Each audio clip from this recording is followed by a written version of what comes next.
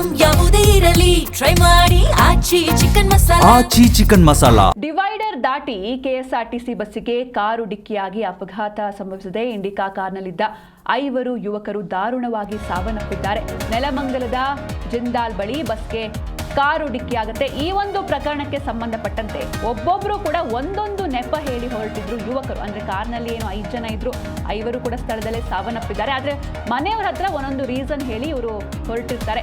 ಒಬ್ಬ night shift ಅಂತ ಹೇಳಿದ್ರೆ, ಇನ್ನೊಬ್ರು ದೇಗುಲಕ್ಕೆ ಹೋಗೋದಾಗಿ ಹೇಳಿ ಹೊರಟಿದ್ರು ಯುವಕರು. ಮಧ್ಯರಾತ್ರಿ ಪೋಷಕರಿಗೆ ಕರೆ ಮಾಡಿ ಪೊಲೀಸರು ವಿಷಯವನ್ನ ತಿಳಿಸಿದ್ದಾರೆ. ಅಂದ್ರೆ ಮಧ್ಯರಾತ್ರಿ ಒಂದು 11:30-12 ಗಂಟೆ ಸುಮಾರಿಗೆ ನಡೆದಿರುವಂತಹ ಆಕ್ಸಿಡೆಂಟ್ ಇದು.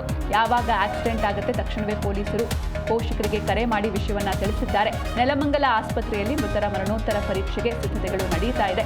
ನೆಲಮಂಗಲ ಆಸ್ಪತ್ರೆಯಲ್ಲಿ ಪೋಷಕರ ಆಕ್ರಂದನ ಕೂಡ ಮುಗಿಲು ಮುಟ್ತಾ ಇದೆ. ಡಿವೈಡರ್ ದಾಟಿ ಕೆಎಸ್ಆರ್ಟಿಸಿ ಬಸ್ಸಿಗೆ ಕಾರು ಡಿಕ್ಕಿಯಾಗಿ ಅಪಘಾತ ನಡೆದಿದೆ. ಇಂಡಿಕಾ ಕಾರ್ನಲ್ಲಿದ್ದ 5 ಯುವಕರು ದಾರುಣವಾಗಿ ಸಾವನ್ನಪ್ಪಿದ್ದಾರೆ. ಎಲ್ಲರೂ ಕೂಡ 18ರಿಂದ 25 ವರ್ಷ ಒಳಗಿನವರು. ಮನೆಯವರ ಹತ್ರ ಒಂದೊಂದು ರೀಸನ್ ಹೇಳಿ ಇವರು ಹೊರಟಿರ್ತಾರೆ ಮನೆಯಿಂದ. ಒಬ್ರು ನನಗೆ ನೈಟ್ ಶಿಫ್ಟ್ ಕೆಲಸ ಇದೆ ಅಂತ ಹೋಗ್ತಾರೆ, ಇನ್ನೊಬ್ರು ಶಿವರಾತ್ರಿ ಹೀಗಾಗಿ ದೇವಸ್ಥಾನಕ್ಕೆ ಹೋಗ್ತೀನಿ ಅಂತ ಹೇಳಿ ಹೋಗಿರ್ತಾರೆ. ಆದರೆ ಈ ಒಂದು ದುರಂತ ನಡೆದಿದೆ ಮಧ್ಯರಾತ್ರಿ. ತಕ್ಷಣವೇ ಪೋಷಕರಿಗೆ ಕರೆ ಮಾಡಿ ಪೊಲೀಸರು ವಿಷಯವನ್ನ ತಿಳಿಸಿದ್ದಾರೆ. ನೆಲಮಂಗಲ ಆಸ್ಪತ್ರೆಯಲ್ಲಿ ಮೃತರ ಮರಣೋತ್ತರ ಪರೀಕ್ಷೆಗೆ ಸಿದ್ಧತೆ ನಡೀತಾ ಇದೆ. ನೆಲಮಂಗಲ ಆಸ್ಪತ್ರೆಯಲ್ಲಿ ಪೋಷಕರ ಆಕ್ರಂದನ ಮುಗಿಲು ಮುಟ್ಟಿದೆ. ತುಮಕೂರು ಹೆದ್ದಾರಿಯ ಚಿಕ್ಕ ಬಿದರಕಲ್ಲು ಬಳಿ ಈ ಒಂದು ದುರ್ಘಟನೆ ನಡೆದಿದೆ. ಬಂದು ಅವ್ರ ತಾಯಿಗೆ ಬೇಕರಿಯಲ್ಲಿ ಐಟಮ್ ಕೊಡಿಸ್ಬಿಟ್ಟು ತಮ್ಮನಿಗೂ ಒಂದು ಬನ್ ಕೊಡಿಸ್ಬಿಟ್ಟು ನಾನು ಬರ್ತೀನಿ ಅಂತ ಹೇಳ್ಬಿಟ್ಟು ಹೋಗೋನೆ. ಹಿಂಗೆ ಕೆಲಸಕ್ಕೆ ಹೋಗ್ತೀನಿ ಅಂತೇನೂ ಹೇಳಿಲ್ಲ, ನನಗೆ ಆಚೆ ಹೋಗ್ತೀನಿ ಅಂತಲೂ ಹೇಳಿಲ್ಲ. ಕೇಳಿದೆ ಆಚೆ ಹೋಗಿರೋದು. ಇವಾಗ ನೋಡ್ರೆ ಶವ ಆಗಿ ಬಂದವನೆ. ನಾನು ಏನು ಮಾಡಲಿ? ನನ್ನ ನೋವು ಯಾರಿಗೆ ಹೇಳ್ಕೊಳ್ಳಿ? ಆ ಶವನ ಬಾಡಿ ನೋಡೋಕ್ಕಾಗ್ತಾ ಇಲ್ಲ ಇಲ್ಲಿ ನಮ್ಮ ಕೈಯಲ್ಲಿ. ಇನ್ನು 17 ವರ್ಷ ಅವನಿಗಿನ್ನ, 18 ಕೂಡ ತುಂಬಿಲ್ಲ ಅವನಿಗಿನ್ನ.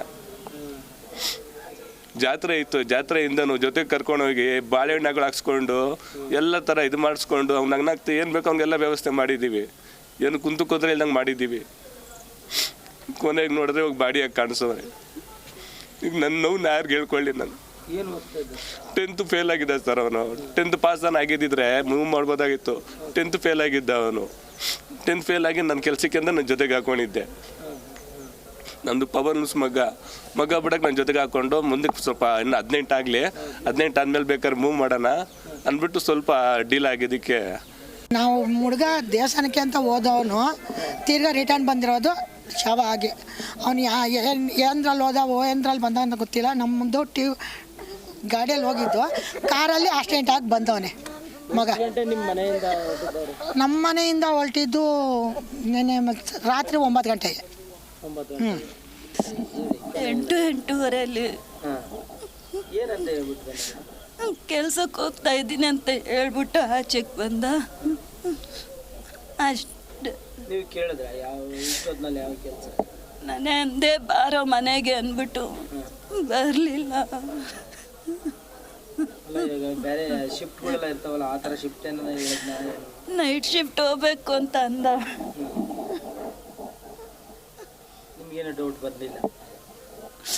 ಯಾವಾಗೂ ಹೋಯ್ತಾ ಇರ್ತಾನೆ ಅಂದ್ಬಿಟ್ಟು ಬಿಟ್ಟೆ. ಆದರೆ ಈ ಥರ ಹೋಯ್ತಾನೆ ಅಂತ ಗೊತ್ತಿಲ್ಲ.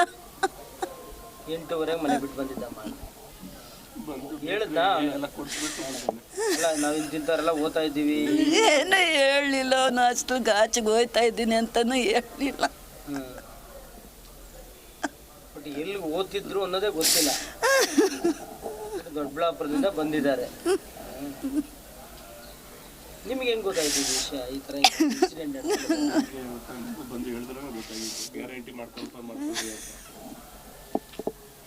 ಹೇಳಿ ಅಮ್ಮ. ಬೆಳಿಗ್ಗೆ ಗೊತ್ತಾಯ್ತಾ?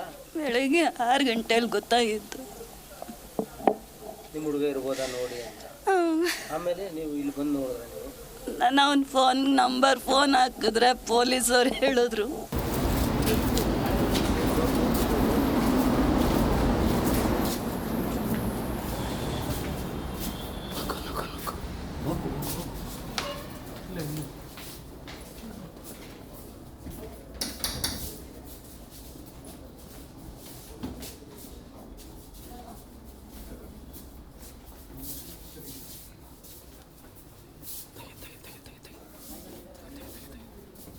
ಟ್ರೀಟ್ಮೆಂಟ್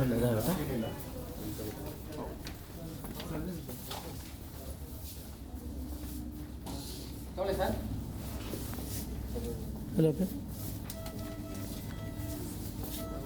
ಸ್ಕ್ರೀನ್ ತೆಗೀರಿ.